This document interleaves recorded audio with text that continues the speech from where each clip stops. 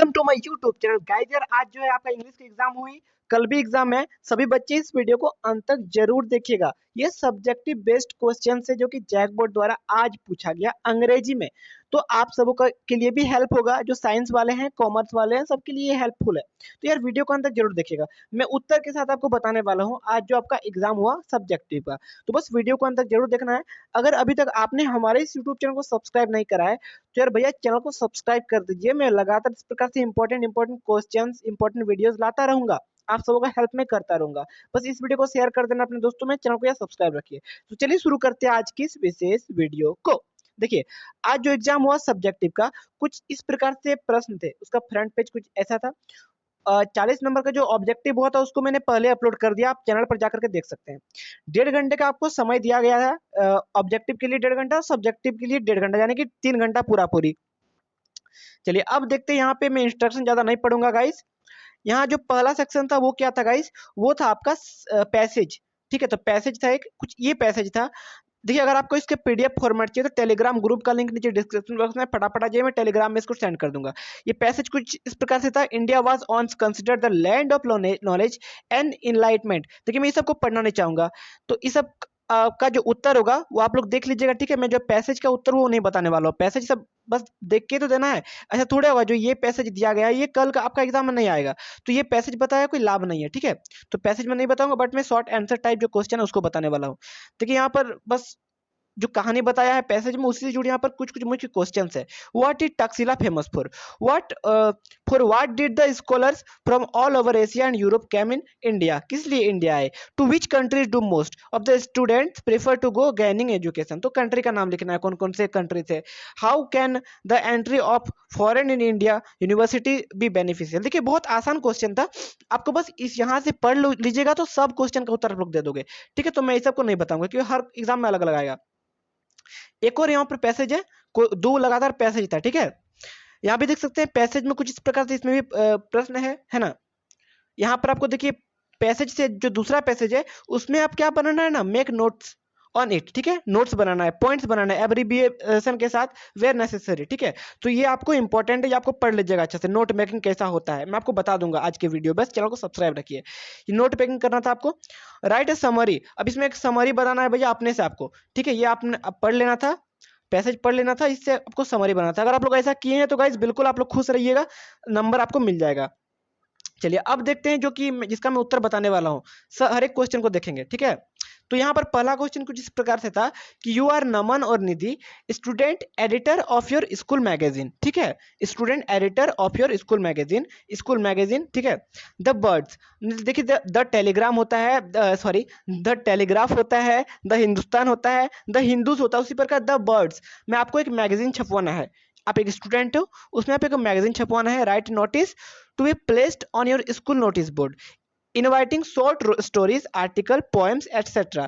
for students of all the classes of the school magazine. Give all necessary details. तो इसका आपको उत्तर मैं आप बता देता हूँ। तो इसका उत्तर देखिए दोस्तों, यहाँ पर मैं बनाया हूँ खुद से। गाइज ये रहा उसका उत्तर। यहाँ पर देख सकते हैं गाइज, ये जो डेट है वो आप लोग वेरीफाई कर लीजिएगा। आज आपने एग्जाम दिया तो आपको आज का डेट लिखना था।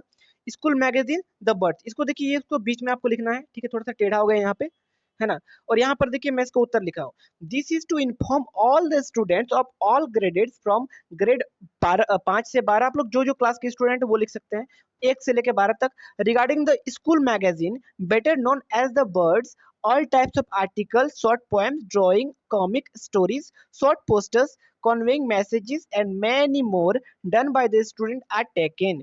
You can give your works to your teachers and the best ones shall be selected. Write your name, class roll number and signature.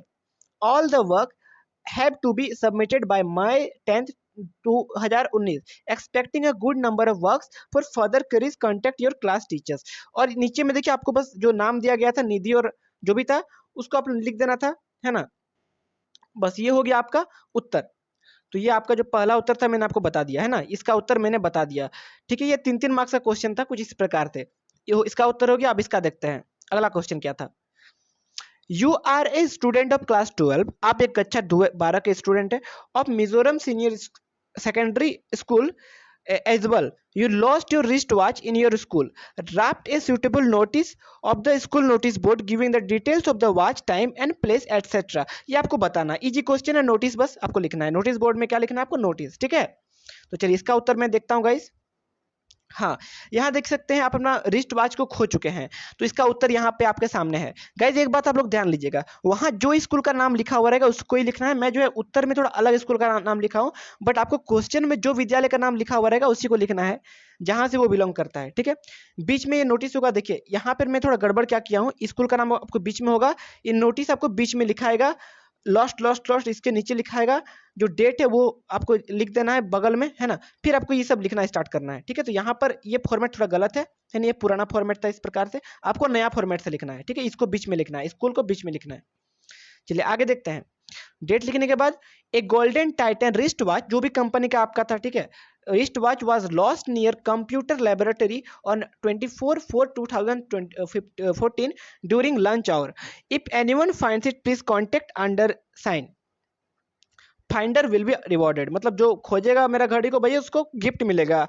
तो इस प्रकार से आपको नोटिस लिखा जाना है, ठीक है। आपका नाम लिख देना है नीचे में, आप कौन कक्षा के स्टूडेंट है वो बस लिख देना है, ठीक है। इसका उत्तर हो गया रिस्ट वॉच का। बहुत ही बढ़िया, बहुत ही बढ़िया। इस प्रकार से आपको बस अच्छे तरीके से लिखना है। मतलब देखिए दोनों क्वेश्चन में आपको एक बनाना था, तो मैंने दोनों बता दिया, ठीक है। तो कल इसी प्रकार से आपको प्रश्न आएंगे, इतना जान लीजिए, इसी प्रकार से आएंगे बिल्कुल। चलिए अगला क्वेश्चन देख सकते हैं guys. Write a letter to the editor of the Telegraph, Ranchi, expressing your view against indiscriminate use of loudspeaker and noise created by them in your locality. You are Ravi Rasmi of house number 15, Harmu Housing, Colony, Ranchi. इसका उत्तर आपको दिखना है, ठीक है। तो चलिए इसका भी उत्तर मैं लिखा हूं, देख सकते हैं मैं सबका उत्तर आपके लिए बना के लाया हूं, है ना। तो यहाँ देख सकते हैं ये आपको एक लेटर लिखना है ना, जो आपको लाउड स्पीकर से जो है प्रॉब्लम क्रिएट हो रहा है उसके लिए द टेलीग्राफ को लिखना है। तो यहाँ देख सकते हैं रांची का है, तो यहाँ पर रांची का एड्रेस आपको देना है। सबसे ऊपर में क्या लिखा हुआ है, आप जहां से लिख रहे हैं ये लेटर, मान लीजिए ये आप कोकर से लिख रहे हैं तो कोकर रांची लिखना है ना, जो भी है। रांची झारखंड यहाँ होगा, डेट आपको लिखना है उसके नीचे। द एडिटर कौन सा, कहाँ पे लिखना है, कौन सा न्यूज़पेपर में, द टेलीग्राफ। यहाँ पर द हिंदू ने द टेलीग्राफ होगा। जो क्वेश्चन देख करके आपको सब अपने हिसाब से करना है ना। कहाँ है वो, रांची में लिखना है, झारखंड। हो गया, इतना समझ में आया। चलिए अब देखते हैं सब्जेक्ट आपको क्या लिखना है। सब्जेक्ट हुबहू यही लिखना है जो मैं आपको बताया हूँ, unnecessary usage of loud speaker in your area, ठीक है। चलिए sir, with the government's loud speaker prohibition in place, it's astonishing that we still hear loud music and remarks emanating from the JKL club in your neighborhood. This begins about 8 p.m. and go till 11 से 12। मतलब देखिए बगल में मैंने देखा कि 8 बजे रात से 11-12 बजे तक जो वो चलाया गया, बजाया गया, ठीक है।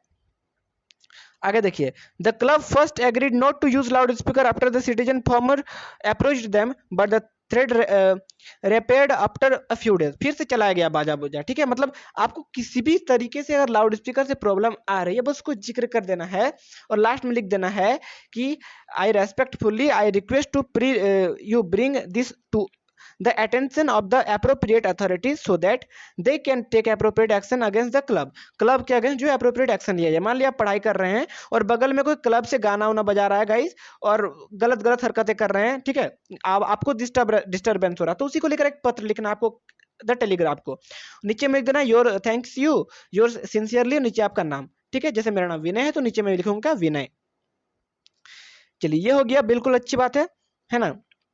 आगे देखिए क्वेश्चन नंबर 12, ये हो गया ना। हाँ चलिए आगे देखिए, last week you attended a seminar on the importance of blood donation, ठीक है। आप ब्लड डोनेशन के सेमिनार में लास्ट वीक आप प्रेजेंट थे और जिसको ऑर्गेनाइज किया था रिम्स रांची के द्वारा ऑर्गेनाइज किया गया था। आपको यहाँ पर क्या लिखना है, write a report on the seminar for publication in the school magazine, sign as Deepak. देखिए नाम आपका लिखा हुआ, आपका नाम नहीं लिख रहा है यहाँ पर, नाम आपको दिया हुआ है क्वेश्चन में, तो इस सबको आपको नोट डाउन करना है अच्छे तरीके से। अब देखिए यहाँ पर आपको क्या करना है, एक रिपोर्ट लिखना है आपको ब्लड डोनेशन पर, जो भी आप वहां पर समझे रिम्स रांची के द्वारा जो भी आपको बताया गया, जिससे आप जो भी आपको सीख मिला उसको आप सिंपली आपको जिक्र कर देना है। तो मैंने देखिए यहाँ पर मैं लिखा हूं, है ना, a blood donation camp was organized in our club. तो यहाँ पर आवर क्लब नहीं होगा, यहाँ पर होगा ऑर्गेनाइज्ड बाय रिम्स रांची, ठीक है। On last Sunday it was held in the auditorium या जहां पर भी ऑर्गेनाइज किया गया. All the preparation such an arrangement of beds, sanitizer, etc. were made. A team of doctors and nurses from the local government hospital has reached in time. The chief guest of the camp was SDO of the city. मतलब कुछ भी DC मान लीजिए आपका SDO थे या फिर कुछ भी है ना. He inaugurated the camp by cutting the ribbon. The members of the club मतलब देखिए उसी के बारे में जिक्र कर देना है. वो आए, SDO साहब आए, केक को कटे, रिबन काटे, ठीक है, उसका स्वागत करा सबका, अपना एक भाषण दिया, फिर लास्ट में सबको मिठाई दिया गया, सबको डिस्ट्रीब्यूट किया गया और लास्ट में आपका नाम लिख देना है ना. लिखने के बाद आपका नाम लिख देना. तो इस प्रकार से आप जो है ये रिपोर्ट लिख सकते हो गया. चलिए अगला देखते हैं. अगला question most important. Right an article for the newspaper on digital marketing. ठीक है, डिजिटल मार्केटिंग पर आपको एक आर्टिकल लिखना है. यू आर मोहन और मीनका. ठीक है, तो यहाँ पर देखिए डिजिटल मार्केटिंग पर आपको यहाँ पर एक आर्टिकल लिखना है. तो आर्टिकल मतलब क्या होता है, एक तरह से ऐसे ही होता है. तो चलिए आर्टिकल लिखते हैं. तो digital marketing is when any product is promoted through a minimum of one from electronic media. This form of marketing is vastly different in traditional marketing. Digital marketing consist of various methods and channels. तो कुछ इस प्रकार से आपको इसका उत्तर लिखना है. समझ में आया? चलिए आर्टिकल भी हो गया. अब चलिए आते हैं मेन मुद्दे पर, यानी कि सेक्शन नंबर सी जो था वहां पे. तो ज्यादा क्वेश्चन नहीं था गाइस, बस 5 क्वेश्चन पूछे गए 3 मार्क्स का. इसमें बस आपको 3 ही बनाने थे. ठीक है, ये 3 ही बनाने थे, देख सकते हैं. तो ये 5 क्वेश्चन लास्ट में आपको पूछा जाएगा जिसमें आपको बस 3 ही बनाने रहेंगे. तो 3 बनाने रहेगा मतलब इसमें भी एक बड़ा बात ये है ना कि एक क्वेश्चन में 2 चीज ऐड किया हुआ है. देख सकते हैं यहाँ पर लिख रहा है name of the poet of the poem A things of beauty. तो थिंग्स ऑफ ब्यूटी के पोएट भैया कौन थे? तो भैया थे जॉन कीट्स भैया, जॉन कीट्स. ठीक है, थिंग्स ऑफ ब्यूटी का जो पोएट है वो है. अब देखिए list of things of beautiful mentioned in the poem. तो कौन कौन से थिंग्स ऑफ ब्यूटी माना गया है पोएट के द्वारा? तो चलिए उसको मैं यहाँ पर देख देता हूँ. यहाँ पर देखिए क्या है things of beauty. The sun, the moon, old and young trees that provide shade of simple shade. जो भी था है ना, crystals of rivers, musk, roses in the forest and lovely tales of mighty then. तो इस प्रकार से इसका उत्तर मैंने लिख दिया. चलिए आगे देखते हैं. Who was एडला? एडला कौन था? What doubts she have about the pedlar. ठीक है, तो एडला कौन था? सबसे पहले इसके बारे में हम लोग जानते हैं. ठीक है, तो यहाँ पर देख सकते हैं गाइस एडला के बारे में. Edla was the iron master's eldest daughter.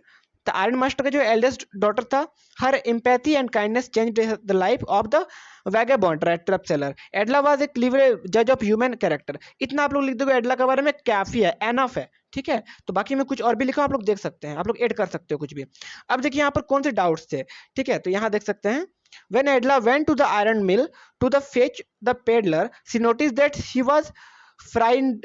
She had doubts that the peddler has stolen something or had escaped prison. मतलब देखिए उसको ऐसा डाउट हुआ कि पेडलर जो है वो कुछ स्टोलन मतलब क्या होता है? छुपाना होता है शायद. स्टोलन समथिंग और हैड एस्केप्ड प्रिजन. ठीक है, किसी को छुपाया है ना, ये हुआ, इसलिए उस पर डाउट हुआ था. His appearance and behaviour also left her in doubt whether he was actually uneducated man he claimed by the father. तो किस प्रकार से इसका उत्तर मैंने लिख दिया. चलिए आगे देखते हैं इसका अगला क्वेश्चन जो कि मोस्ट इंपोर्टेंट क्वेश्चन था, आज के एग्जाम में पूछा गया था ये सब. ठीक है, चलिए यहाँ क्वेश्चन नंबर 16 देखते हैं. Sophie and Jansie were classmates and friends. What were the difference between them and what so अब द स्टोरी. तो वहां उसके बीच में डिफरेंस भैया क्या था, तो वो देख सकते हैं. चलिए आगे देखते हैं इसके बीच का डिफरेंस क्या था. तो ये रहा. तो Sophie and difference were different from each other. Sophie was a dreamer who enjoyed creating her own fantasy world using her imagination. वो अपने ही सपनों में भैया खोया हुआ था. She sought an urge to transcend her working class status and attain sophistication by pursuing the ambition of a fashion designer or an actress. Jancy, on the other hand, was more practical and realistic than Sophie. She tried to pull Sophie back her reality, but all in vain. Jancy sensibility and maturity are. Jancy दिख थोड़ा mature था, ठीक है, mature type का था. Evidence and their her attempt to remind her friend that they were earmarked for the biscuits factory and expensive dreams were inappropriate to their financial status. तो इस प्रकार से इसका उत्तर मैंने लिख दिया. चलिए आगे देखते हैं और भी इंपॉर्टेंट क्वेश्चंस कुछ. अब देखिए who is Anna. Who is Anna what. अरे भैया शांतिपूर्वक. हाँ चलिए ठीक है. Who was Anna, what advice did he offer बामा, तो किस प्रकार का एडवाइस जो बामा को दिया। तो देखिए सबसे पहले अन्ना के बारे में बात करते हैं, तो अन्ना जो है वो उसके भाई थे, बामा साहब के वो भाई थे, बस इतना आपको लिख देना है, अन्ना जो थे वो बामा के भाई थे। अब देखिए what advice did he offer बामा, बामा को क्या ऑफर किया गया, तो चलिए उसके बारे में हम लोग देखते हैं। उसके लिए भी मैं इसका उत्तर लिखा हूं, ठीक है, देख सकते हैं। हाँ, Anna advise Bama to study with care and learn all that she could, ठीक है, जितना हो सकेगा उसको अच्छे तरीके से सीखने के लिए उसको अच्छे तरीके से एडवाइस दिया था। If she was always ahead of in her lessons people would come to her of their own accord to attach themselves, ठीक है, ये उसका उत्तर हो गया। आखिरी क्वेश्चन देखते हैं, आखिरी क्वेश्चन देखते हैं गाइस अच्छे तरीके से, ठीक है। तो आखिरी क्वेश्चन वो था कि what was Roger skunk problems, how was he treated by the other Woodland creatures, ठीक है। तो इसको आपको अपने से उत्तर लिखना है इसका, है ना, मैंने इसका उत्तर लिखा हूं बट थोड़ा आपको पता है कॉल आया है, ठीक है, तो इसको आपको उत्तर खुद से करना है। इतना ही क्वेश्चन पूछा गया था आज के इस एग्जाम में।